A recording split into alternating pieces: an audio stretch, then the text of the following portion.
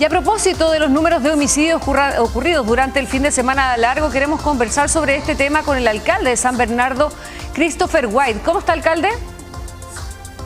Bien, ¿y tú, Cristina? ¿Cómo estás? Bien, muchas gracias. Bueno, la cifra ya la tenemos sobre la mesa y lo que se da cuenta es que el número efectivamente impacta. Y el número, además, se ha transformado algo en controversial por las declaraciones de la ministra del Interior. ¿Usted cree que Carolina Toá, hoy vicepresidenta, normaliza las cifras y los homicidios que estamos viendo, bueno, prácticamente todos los días en Chile?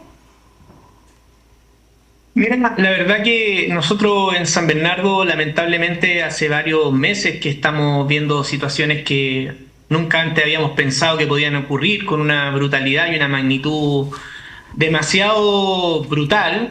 Y la verdad que me imagino yo que lo que de alguna manera trata de interpretar la ministra es que son hechos que lamentablemente se van repitiendo en el tiempo. No creo que lo quiera normalizar, porque la verdad que son situaciones que cada una por sí sola es un hecho que probablemente para una familia o para una comunidad es un hecho que va a ser imborrable en su vida. Y por lo tanto creo que lo que debiese ocurrir en esto primero es condenar, pero también generar un plan de trabajo donde el Estado pueda tener un rol un poquito más fuerte respecto a medidas que no solamente son punitivas y que tienen que ver con carabineros, persecución del delito, sino que también dónde se origina esta problemática, que es un tema que nosotros hace varios meses hemos tratado de instalar. Sí, usted ha insistido también, bueno, en que esto es una cosa más sistémica como Estado. Y más allá de aquello que es sistémico y que le podemos estar largas horas debatiendo también de las causas de la delincuencia, lo concreto y real es que tenemos un problema gigante. Lo coyuntural y lo sistémico, ¿cómo abordamos lo coyuntural? ¿Qué se necesita?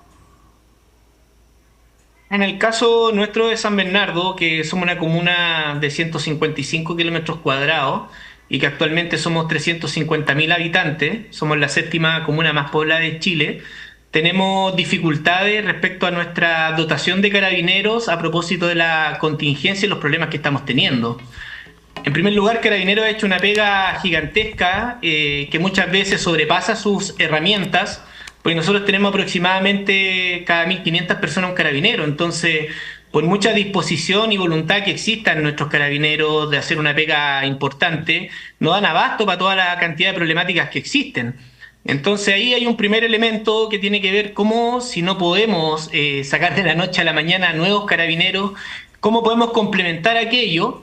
Y por eso nosotros, así como otros alcaldes que también lo han planteado, hemos solicitado ayuda a las Fuerzas Armadas para colaborar y poder ponerse a disposición, como lo hacemos también los funcionarios de seguridad ciudadana, porque si tú ves la Ley Orgánica Constitucional de Municipalidades, los funcionarios municipales pocas facultades y herramientas tienen para enfrentar la delincuencia, más bien un rol netamente disuasivo, y por eso mismo hemos hecho un llamado a distintas autoridades a que podamos generar un equipo mucho mayor.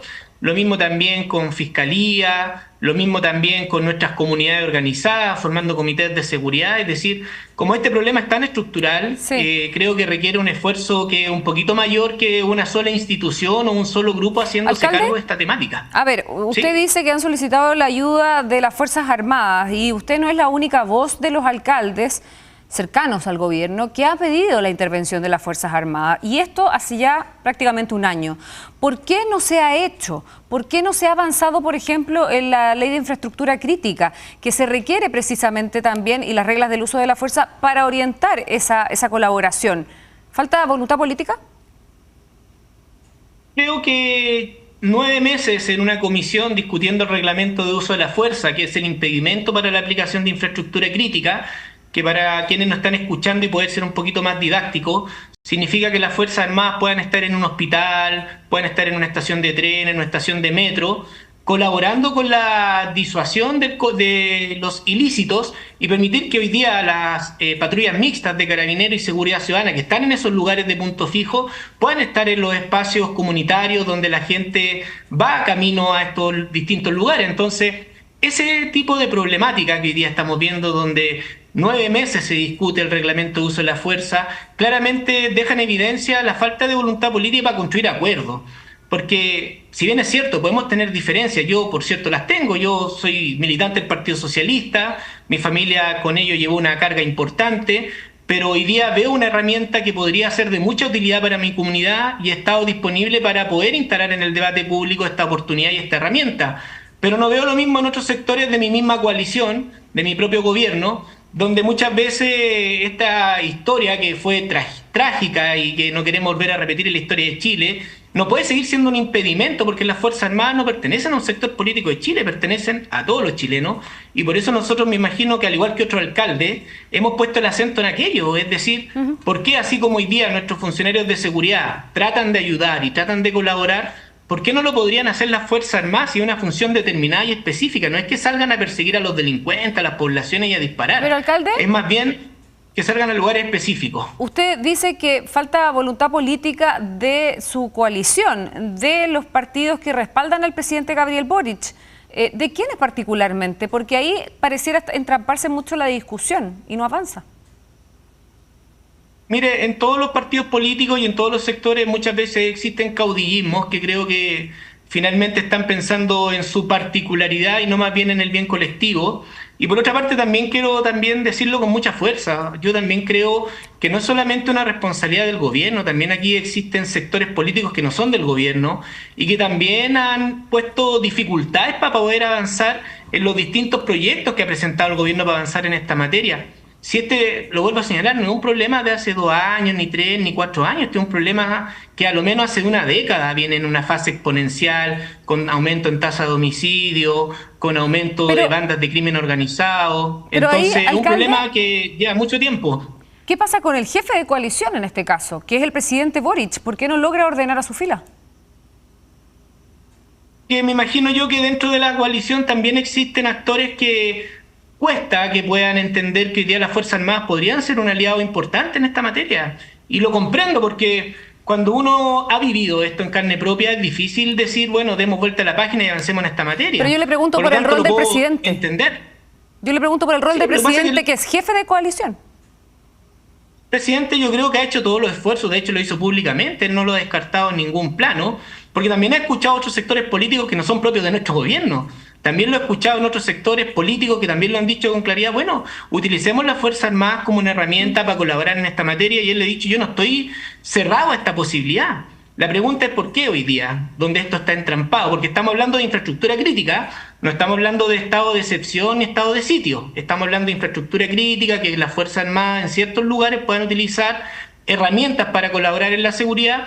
¿Por qué lleva 9 meses en la comisión del Senado, donde es una comisión que no es solamente gobierno, es una comisión donde hay varios sectores políticos que son parte de esta comisión?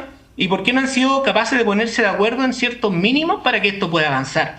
Entonces, yo en lo personal, y lo he conversado con el presidente, cuando estuve el otro día en San Bernardo y también con la ministra del Interior, ellos no están cerrados a que esto no ocurra. Es algo razonable pensar en el reglamento de uso de la fuerza para decir, bueno, ¿cuáles son las atribuciones que van a tener las Fuerzas Armadas si van a estar en esos lugares? Y ocurre una situación puntual, ¿cuáles son los máximos y los límites para que ellos puedan interactuar?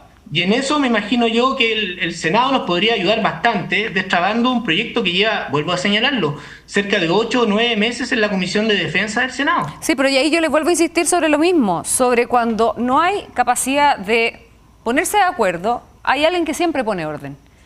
Y tradicionalmente en nuestro país, quien pone orden son los presidentes de la República o presidentas de la República cuando sus propias coaliciones no logran ponerse de acuerdo. Y en este caso, el rol del presidente Gabriel Boric, desde esa perspectiva, jefe de coalición, ¿por qué no pone de acuerdo a sus propios militantes, a sus propios partidos?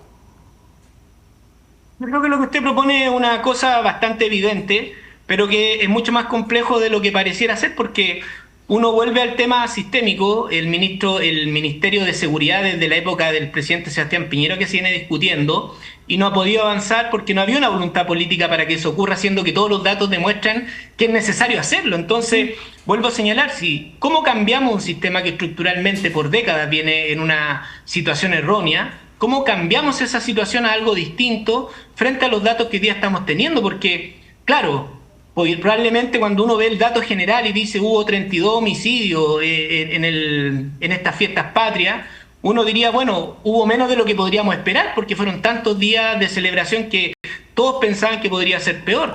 Pero esos 32 delitos, cada uno por su cuenta, 37, cada uno por su cuenta, no deja de ser menor ni menos importante. De hecho, en San Bernardo tuvimos uno. Sí. donde una familia vivió en carne propia como testigo con sus hijos lo que ahí ocurría y probablemente su vida cambió posteriormente a haber observado eso. Entonces no podemos bajarle el perfil a estas cosas ni naturalizarlas. Y a mí lo que me preocupa es lo que dicen los estudios, porque el año 2010, fíjese usted que la Universidad Diego Portales comenzó a hacer un estudio respecto al crimen organizado que hoy día toma los sectores periféricos de la región metropolitana y hablaba que en el 2010 habían cerca de 80 barrios en la región metropolitana que estaban tomados por el crimen organizado. Hoy día en el 2024 llevamos más de 200 barrios que están tomados por el crimen organizado. Entonces uno ve un dato objetivo, no es una apreciación ni una opinión, sino es un dato objetivo de una entidad seria que da un dato donde dice hemos casi aumentado al triple la cantidad de fenómenos que están ocurriendo. Entonces algo está pasando allí que creo que tiene que ver más con un gobierno, sino más bien con un tema que yo llamaría Estado de Chile, donde nosotros hoy día estamos ausentes. Sí. En los territorios donde hoy día el crimen organizado está liderando, ¿cuál es el rol que está cumpliendo el Estado para contrarrestar eso? Por eso probablemente las declaraciones de la ministra del Interior durante el fin de semana generaron tanta controversia, porque se dio a entender una suerte de normalización o naturalización de los hechos que estamos viendo de violencia y más aún de homicidios, que antes en nuestro país los homicidios se veían muy pocas veces, en situaciones muy excepcionales. Entonces, cuando ya estamos viendo números que están por sobre los 30, que bordean incluso los 40 durante un fin de semana, claramente se llama mucho más a la reflexión y a la acción. Puesto este mismo estudio que te menciono de las bandas de crimen organizado que tenían tomado comunas periféricas, también hacían una pregunta a la gente que vivía ahí. O sea, ¿usted siente balas disparadas en la noche fuera de su hogar? Y algunos decían, sí, pero no es usual, es poco habitual. Y ustedes esa misma pregunta la hacen en el 2024 y le señalan que es habitual que eso ocurra.